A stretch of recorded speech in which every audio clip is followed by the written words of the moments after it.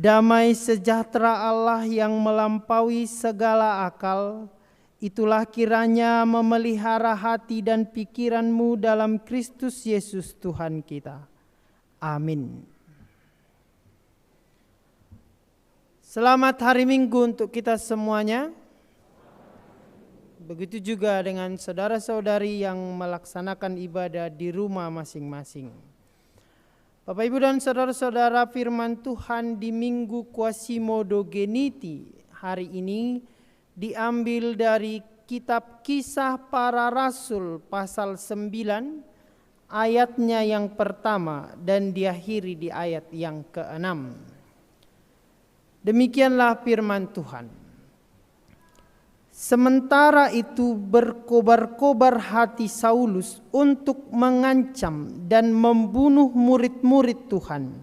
Ia menghadap imam besar dan meminta surat kuasa daripadanya untuk dibawa kepada majelis-majelis Yahudi di Damsyik, supaya jika ia menemukan laki-laki atau perempuan yang mengikuti jalan Tuhan, ia menangkap mereka dan membawa mereka ke Yerusalem.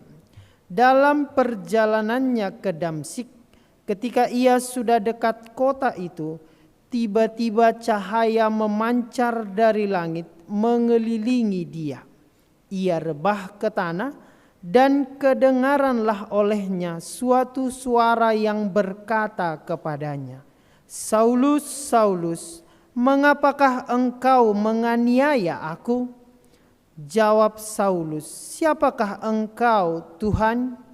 Katanya, "Akulah Yesus yang kau aniaya itu. Tetapi bangunlah dan pergilah ke dalam kota. Di sana akan dikatakan kepadamu apa yang harus kau perbuat." Sampai di sana pembacaan firman Tuhan. Bapak Ibu dan saudara-saudara sekalian, sebelum pemberitaan COVID-19 merajai pertelevisian dan media sosial kita, ada fenomena lain yang juga kita nikmati dan bahas dalam setiap perjumpaan dan percakapan kita. Apakah fenomena itu? Fenomena itu adalah fenomena pindah agama. Dan setelah pindah, menjelek-jelekkan agama yang dianut sebelumnya. Dan fenomena itu sangat viral. Ada dulu orang Batak, dia masih muda dan sekarang sudah menjadi ustaz, pindah ke agama lain, lalu malah menjelekkan kekristenan dengan kekeliruan. Dia menyebut Paulus telah mengubah ajaran Yesus, seperti pada Markus 28 ayat 29. Padahal Injil Markus itu hanya sampai pasal 16. Dan itu ada jejak digitalnya. Dan banyak lagi hal yang mengutip tetapi tidak benar. Begitu juga ketika ada orang dari agama lain masuk menjadi Kristen, lalu menjelek-jelekkan agama yang dianutnya sebelumnya. Bahkan tidak jarang menjadi seorang pendeta. Dan kita malah lebih mendengarkannya daripada pendeta kita atau Bible Pro kita, diakones kita. Karena kita selalu suka dengan kesaksian, tetapi kita suka juga dengan niat buruk. Beragama kok berniat buruk? Sikap ini adalah sikap beragama yang tidak belajar sama sekali, tidak bersahabat sama sekali. Mendaku berjumpa dengan Tuhan, tetapi tidak ada perubahan hidup yang signifikan. Dia tetap saja mengamalkan kebencian. Lalu untuk apa pindah agama kalau itu tidak membawa kita pada sesuatu perubahan yang signifikan? yang radikal mengubah kita menjadi lebih baik. Untuk itulah Bapak, Ibu, dan saudara-saudara, supaya kita tidak terkecoh dengan maraknya perpindahan agama yang semu itu, marilah kita kembali pada bacaan firman Tuhan hari ini di Minggu Quasimodogeniti ini, kisah perjumpaan Paulus dengan Yesus atau yang kita sebut dengan Kristofani. Allah atau Yesus Kristus menampakkan dirinya. Dan perjumpaan ini kiranya membawa kita semakin mengerti bagaimana kehidupan kita yang semestinya ketika kita telah berjumpa dengan Yesus Kristus dalam kehidupan kita. Bapak, Ibu, dan saudara-saudara, kisah Saulus. Saulus dikenal juga sebagai orang yang sangat-sangat fanatik. Dan dia menganut paham fanatisme. Fanatisme dalam KBBI disebut keyakinan atau kepercayaan yang terlalu kuat terhadap ajaran, baik politik, agama, dan sebagainya. Saulus bisa dikatakan sebagai orang yang fanatik terhadap ajaran yang telah dipelajarinya selama hidupnya sebelum bertemu dengan Yesus, sehingga dia menjadi Farisi yang taat. Dan di zamannya dia adalah orang yang paling unggul. Kalau kita bisa membaca Galatia 1 ayat 13 sampai 14, dikatakan di sana, sebab kamu telah mendengar tentang hidupku dahulu dalam agama Yahudi. Tanpa batas aku menganiaya jemaat Allah dan berusaha membinasakannya. Dan di dalam agama Yahudi aku jauh lebih maju dari banyak teman yang sebaya dengan aku di antara bangsaku, sebagai orang yang sangat rajin memelihara adat istiadat nenek moyangku. Paulus jelas-jelas tidak bercacat dalam mengamalkan atau mengetahui yang namanya hukum Taurat.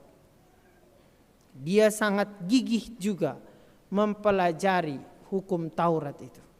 Sehingga Paulus itu atau Saulus yang dulu itu sangat kuat dalam teologinya, sangat kuat dalam semua pemahaman tentang hukum Taurat.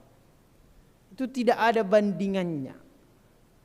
Dibanding kita yang baru menghafal 5 ayat Alkitab sudah merasa suci banget. Pada masa Saulus, orang yang mengikut Kristus masihlah masuk dalam sekte atau mazhab dari keyahudian. Belum menjadi sebuah agama resmi, belum menjadi sebuah sesuatu yang legal, sehingga Sanhedrin atau para majelis-majelis hendak memurnikan ajaran keyahudian pasca kenaikan Tuhan Yesus ke surga. Setelah Tuhan Yesus naik ke surga, Tuhan mengamanatkan untuk mengabarkan Injil ke seluruh dunia, dan Tuhan Yesus juga berjanji, aku akan menyertai engkau senantiasa. Lalu itu dilakukan oleh para murid dengan memberitakan Injil di seluruh Yerusalem, dan bahkan sekarang sedang menuju di luar Yerusalem, yaitu Damaskus. Lalu melihat kegigihan itu, orang Yahudi tentu tidak mau ada Yahudi yang baru, yang lain. Oleh karena itu mereka berniat untuk memurnikan ajaran mereka. Saulus sendiri muncul pada waktu pengadilan yang dilakukan Mahkamah Agama Yahudi dalam Kisah Para Rasul 7 ayat 58, ketika orang-orang mau menghukum Stefanus. Dan Saulus juga setuju bahwa Stefanus mati dibunuh dalam Kisah 8 ayat 1. kemartiran Stefanus justru membangkitkan kemarahan orang Yahudi. Stefanus yang mati martir itu karena dia memang setia pada imannya, tidak mengubah orang Yahudi.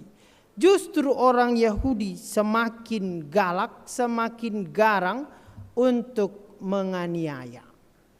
Dan Saulus adalah orang yang benar-benar menjadi penganiaya. Dan sejak peristiwa itu Saulus menjadi penganiaya, penindas, penangkap orang-orang yang mengikut Kristus atau pengikut jalan Tuhan.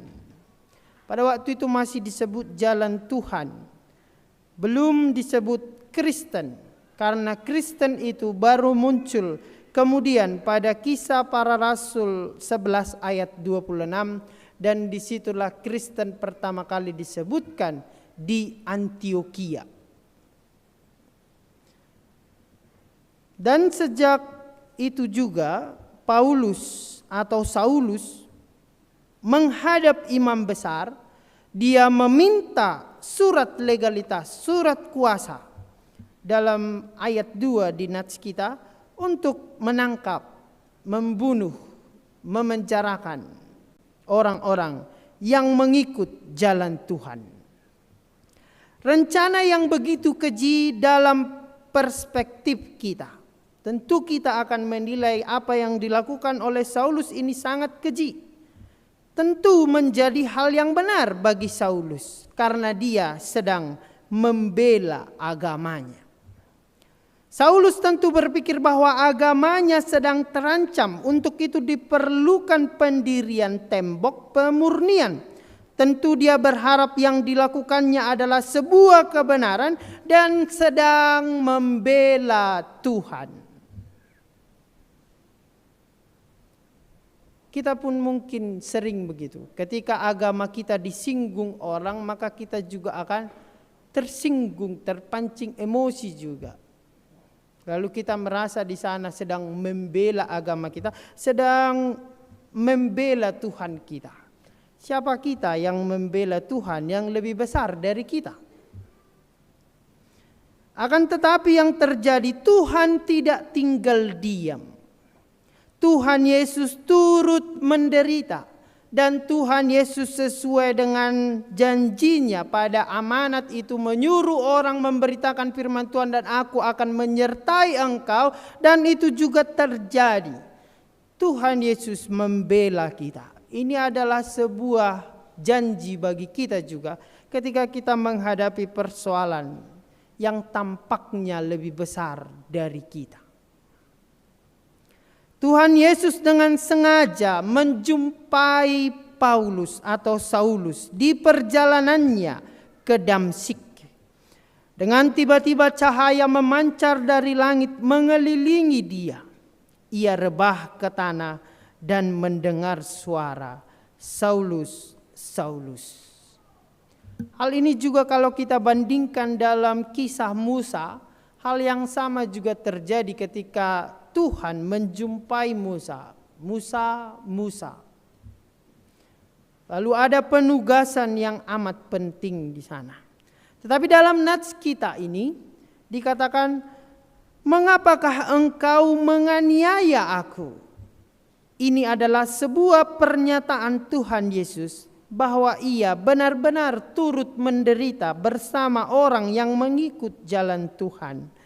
Bahwa Tuhan Yesus membela kita. Tuhan tidak diam atas setiap pergumulan yang kita alami. Tuhan Yesus yang bangkit, yang hidup, yang naik ke surga, menampakkan dirinya dengan mengatakan penyertaannya pada orang-orang yang percaya kepadanya. Lalu Saulus menjawab, siapakah engkau Tuhan? Tuhan dalam arti yang sesungguhnya berasal dari kurios atau bisa juga diterjemahkan ke dalam Lord atau Tuan. Tetapi karena yang menulis Injil ini adalah Lukas sendiri, Maka dalam penerjemahan itu sudah disebutkan Tuhan karena Paulus sendiri yang menceritakan cerita ini kepada Lukas. Saulus mengaku mengenal Tuhan dan membela Tuhan, tetapi dia sungguh tidak mengenal Tuhan yang ia bela. Ia bela sampai mati-matian. Bisa dikatakan Saulus bertuhan tapi tak beriman. Yesus menjawab, "Akulah Yesus yang engkau aniaya." Bapak, Ibu, dan saudara-saudara, Saulus tidak hanya melihat, tetapi dia sungguh-sungguh berjumpa. Saulus tidak hanya tahu, dia betul-betul mengenal. Saulus dengan nama besar yang gigih menganiaya sekarang tidak berdaya di hadapan Tuhan. Ia rebah, ia runtuh seketika. Yesus sendiri yang menyuruhnya untuk bangun. Yesus memberi dia tugas baru yang akan disampaikan di dalam kota. Dalam terjemahan bahasa Batak, si Saulus masih mengatakan, "Apa yang bisa kukerjakan untukmu? Apa yang akan kuperbuat?" Dia masih menanya, "Apa yang hendak kuperbuat Tuhan?" Lalu bagi kita juga sebenarnya pertanyaan itu menjadi penting. Ketika kita berjumpa dengan Tuhan, maka kita juga harus bertanya, apa yang harus kuperbuat Tuhan?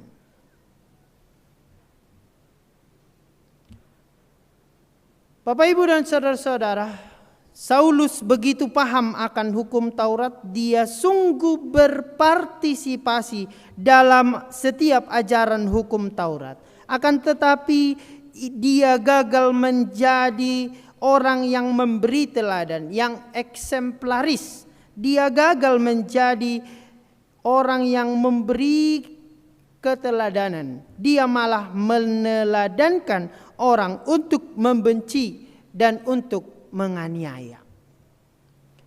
Tuhan Yesus dalam kehidupannya telah menjadi contoh bagi kita.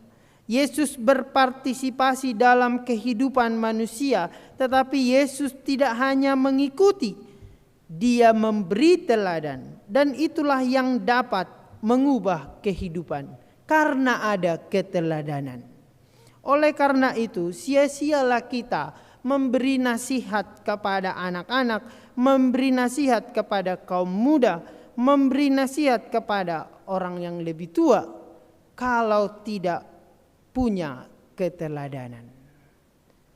Kalau kita belum bisa menjadi teladan, bagaimana mungkin orang akan percaya dan melihat Kristus bekerja di dalam diri kita?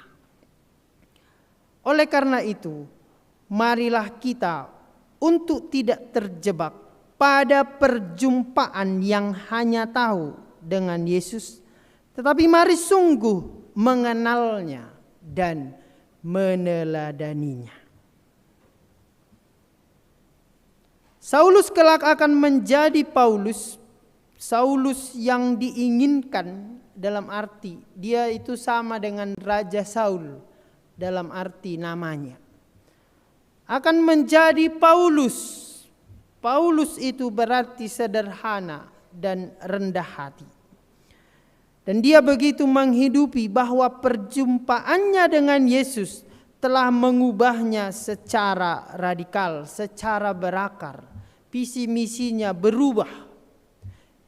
Yang tadinya visinya diselamatkan oleh hukum Taurat, sekarang visinya diselamatkan hanya oleh anugerah iman.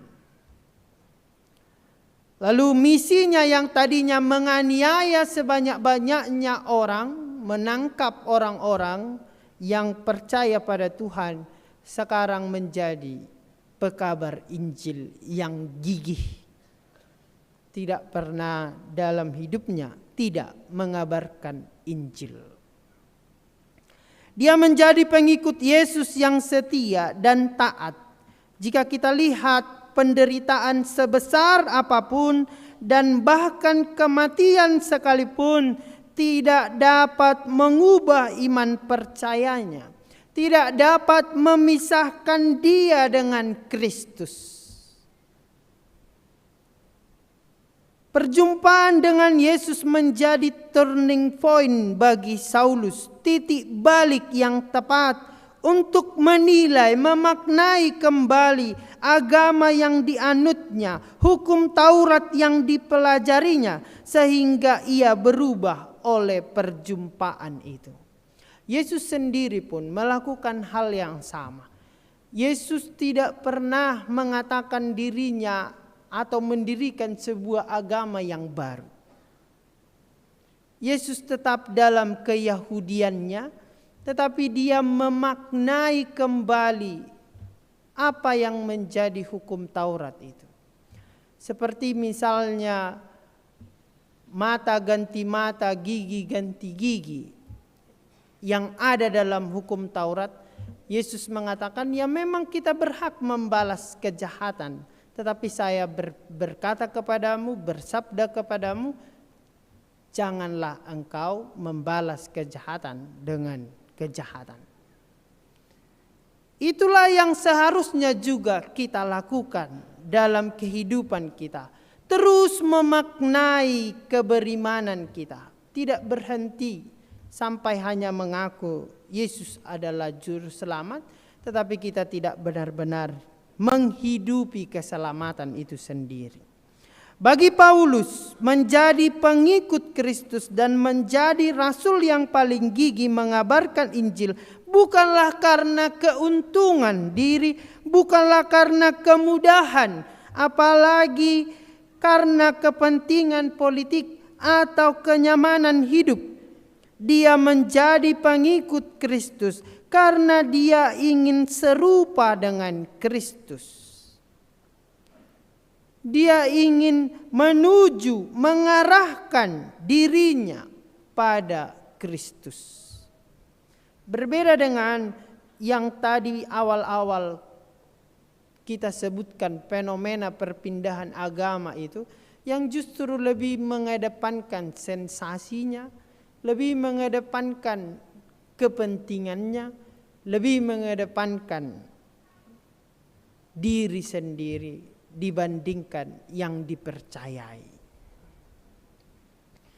Bapak, Ibu dan saudara-saudara, Paulus memaknai perjumpaannya dengan Yesus. Dalam Galatia 2 ayat 20 dikatakan, namun aku hidup, tetapi bukan lagi aku sendiri yang hidup, melainkan Kristus yang hidup di dalam aku. Lalu dia juga mengatakan dalam Galatia 5 ayat 13, saudara-saudara, memang kamu telah dipanggil untuk merdeka. Tetapi janganlah kamu mempergunakan kemerdekaan itu sebagai kesempatan untuk kehidupan dalam dosa. Melainkan layanilah seorang akan yang lain oleh kasih. Dan ini menjadi misi kehidupan dari Rasul Paulus. Sehingga dia adalah rasul yang tahan menderita karena mempertahankan imannya. Bahkan dia sampai mati dieksekusi, dia tidak sama sekali mencemooh, menyangkal apa yang dia percayai. Oleh karena itu Bapak, Ibu dan saudara-saudari, melalui firman Tuhan hari ini, marilah kita memaknai perjumpaan kita dengan Yesus dalam kehidupan kita sehari-hari. Mari kita terus belajar bahwa kita memang telah diubah oleh Yesus Kristus menjadi seorang bayi yang haus akan susu yang murni dan yang rohani. Mari kita terus bertumbuh ke arah Kristus. Dan pada hari ini kita bersuka cita karena 2 orang bayi akan menerima baptisan kudus. Dan ini patut juga menjadi syukur kita kepada Tuhan yang memperkenankan hal itu boleh terjadi. Baiklah kita seperti bayi ini yang memang akan menjadi tanggung jawab orang tua tentang pertumbuhan iman bayi itu. Tetapi baiklah dia bertumbuh dengan firman Tuhan, hal yang rohani. Jauhkanlah anak-anak ini untuk hidup dari dosa-dosa. Tetapi baiklah dia hidup dalam kebenaran dan terang firman Tuhan. Bapak, Ibu, dan saudara-saudara, janganlah kita memanfaatkan agama untuk kepentingan kita. Begitu juga dengan di gereja ini, jangan pernah memanfaatkan gereja untuk kepentingan, untuk nama besar, untuk nama yang dikenang. Tetapi baiklah gereja, agama ini yang membuat kita berdaya guna. Itu yang seharusnya kita lakukan. Jadilah Kristen yang partisipatif tetapi juga yang eksemplaris. Dengan begitu Kristus semakin diwartakan. Tidak cukup kita hanya berpartisipasi dalam ibadah, dalam hal yang lain. Tetapi baiklah kita juga menjadi teladan yang eksemplaris, menjadi contoh sehingga orang melihat Kristus itu hidup, Kristus itu bangkit. Itulah kesaksian kita semuanya. Seperti kesaksian para opung kita lansia tadi, sampai putih rambutku, Tuhan akan menyertai mereka dengan kesaksian itu. Oleh karena itu bagi kaum yang muda, masih muda, berikanlah dirimu juga untuk Tuhan. Sebelum parfummu berubah menjadi minyak angin, karena nanti tua pasti butuh minyak angin, tidak ada lagi parfum, maka berilah dirimu. Jangan ketika Anda sudah minyak angin menguasai tubuhmu, baru kamu memberi diri kepada Tuhan. Itu sudah terlambat. Maknailah perjumpaan kita bersama Kristus dalam kehidupan sehari-hari. Otomatis kehidupan kita akan berubah. Amin.